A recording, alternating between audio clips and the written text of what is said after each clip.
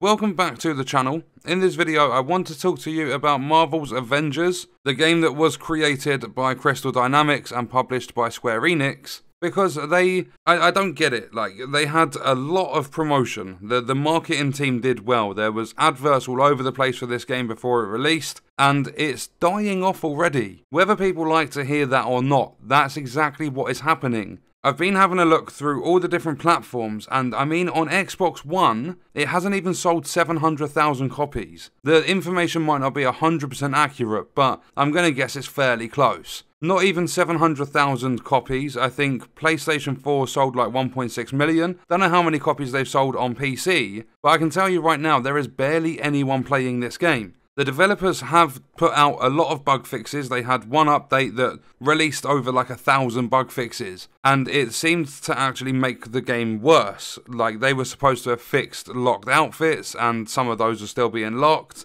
There was a lot of problems. I don't know where they are at with updates and stuff at the moment, but I found something as I was browsing through Twitter, and it's kind of shown that there isn't actually a lot of progress with making this game, like putting it into a playable state. And the game's been out for almost a month now, and it hasn't had, like, the only content it's had basically for end game activities is single player stuff. For some reason, they don't want too much of this game being co-op. It's a live service game, so they basically release it in whatever state it's like currently in, and then they work on adding stuff to it at later dates. The only updates have been for single player hives, and the last time I played the game, the hives were broken because whenever you got a power core room, as soon as you entered that room, the power cores were broken. I don't know if they've done fixes for that or anything, but if you look at my Twitter, I've pulled up the tweet and I'm going to go through some of the community's responses to this. And we're going to take a look at what players are moaning about, because there are a couple of things that have been an issue pretty much from the get-go,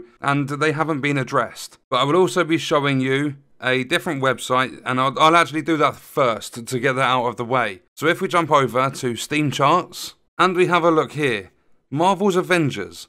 The all-time peak for players, but you need to bear in mind that this chart only goes back to the 7th of September. The game released worldwide 3 days before, so I'm pretty sure they have had more players on the game at the same time on Steam. It's only showing 28k because the game instantly started dropping off, but you can see this bar, and you can see that this is concurrent players, by the way. This is how many people are playing the game at the same time on the platform. So Steam has an all-time peak of 28,145. As I said, might not be 100% accurate, but I do believe it's going to be fairly close.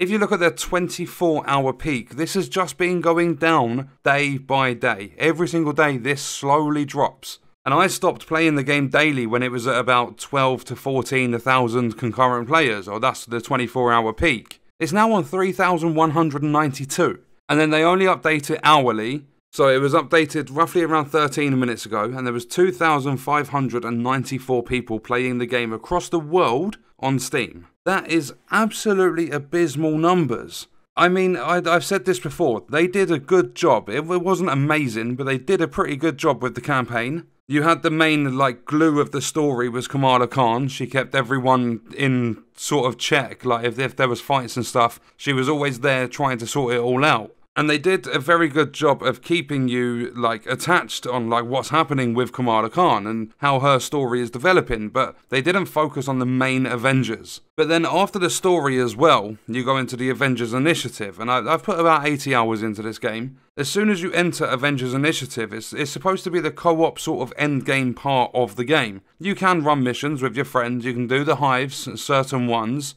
You can do all of the vault missions and stuff, and you go around looking for gear. One of the letdowns for this game that I don't know how they would have made it work, but the gear didn't ever affect your appearance. The only thing that would change your appearance was the cosmetics off the challenge cards and stuff, and I wasn't a fan of a lot of them. None of them really stood out, besides a couple. But Avengers Initiative is where I believe this starts dropping off, and the campaign, I'm going to say it's in between 10 and 20 hours. I can't give a more exact amount of time you would roughly play the campaign. I'm just going to say between 10 and 20 hours. But then after that, you jump into the co-op endgame Avengers Initiative, and literally within playing 5 or 6 missions, you're going to get bored. It's going to start getting incredibly repetitive because they just haven't done anything to switch up the playstyle. There's a lot of bugs, there's a lot of crashes, And now, because of the tweet, if we go back over to Twitter, they have tweeted out, "Attention PS4 and Xbox players, a small patch is going live shortly, which prevents a rare issue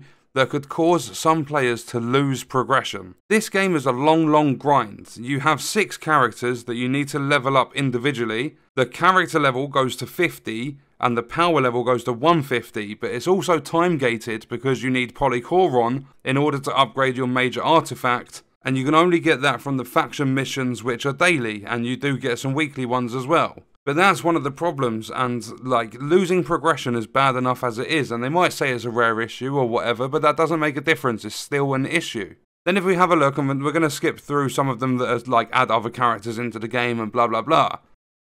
Someone's saying they're level 50, for some reason they have 2 extra skill points. And then, what about the players who already experienced the issue? And then we have people saying things like anything to address the Kamala's iconic skin not being unlocked after completing the quest chain. So after their 1,000 bug fixes, the quest chains, like the mission chains, still aren't completing properly. There's bugs with trophies, like achievements and stuff, and then there's a lot of people like this that are asking for New Game Plus, because once you've done the campaign stuff, you can't go back. Hulk, his iconic skin is bugging out like the frontline outfit did for Captain America. And then you have someone saying that they've got 20-something thousand resolve, but they only have 2 health bars. So that one must be irritating. And then Black Widow performing a takedown while invisible can terminate the heroic ability. It ruins her gameplay. You guys still haven't fixed the Once an Avenger mission bug. The game's a joke right now. Hope this fixes the Kamala issue where she is missing points. Does this fix missing stat points after capping level and power level? Someone's pointed out here, that's all well and good, but you should release the new characters now because in a month's time this game's going to die. Someone else moaning about achievements. New Game Plus again. And then here, my villain sectors still disappear after I pick them up. Not both, just one sort of auto-completes itself. If I at least got the rewards, I could be a little more lenient about the bug. Apparently there's an issue with camera sensitivity. I mean, some of this might be players just not being happy with their experience. It might not actually be bugs. But then someone says, does it mean I'm not going to be staring at a loading screen looping over and over again? And what about my issue where I can't refresh daily and weekly challenges anymore? And then someone's pointed out here, this happens to my stats online. If you look at my gear level, it's obvious my stats should be higher. Is there a reason why this happens? Happens a lot, just remove the gear and add it back. So we're having to find workarounds, or the community. I don't really play the game anymore. The community are having to find workarounds for bugs, because if we take a look at this image, the gear's like 133, 137, you can't really see these numbers. It would have been nicer for the player to let this load in before taking the screenshot. But you can see it's definitely above 130 for most of the gear. And yet look at their melee, their defense, their range rating.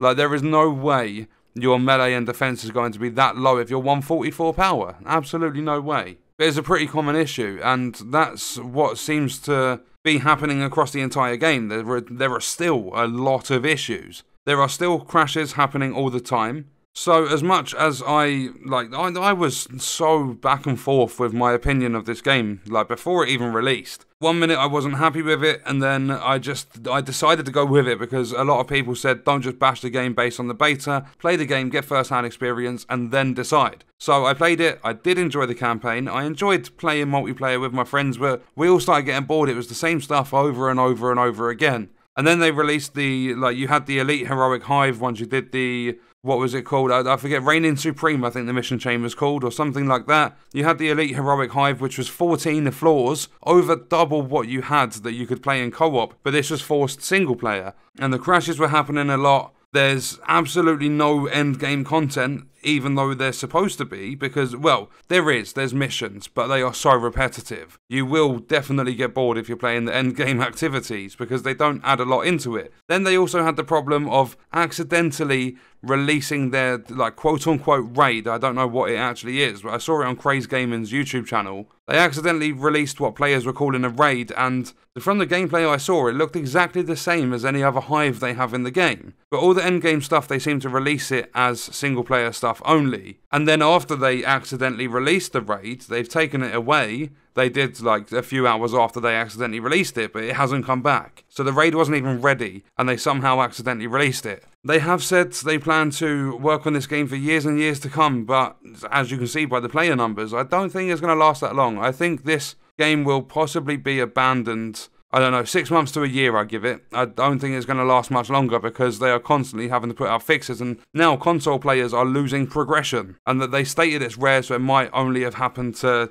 I don't know, 50,000 people or something like that. I mean, like less than 700k sales on Xbox.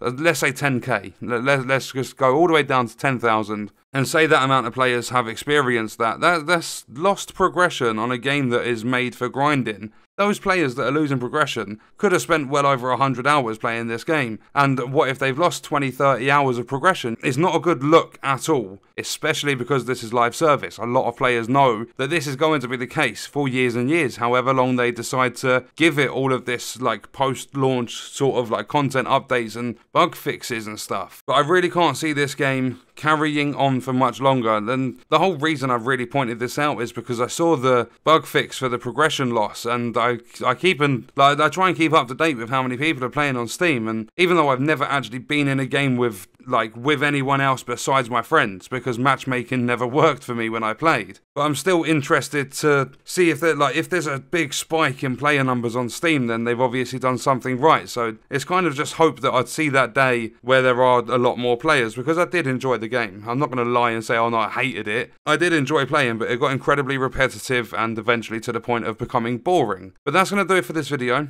Let me know your thoughts and stuff in the comments about this, and whether you feel the same, if you absolutely love the game. It's just discussions. I'm not hating, I was just pointing some things out and putting my opinions out there. But that's going to do it for this one. I will see you in the next video. I hope you guys enjoyed it. Thank you for watching.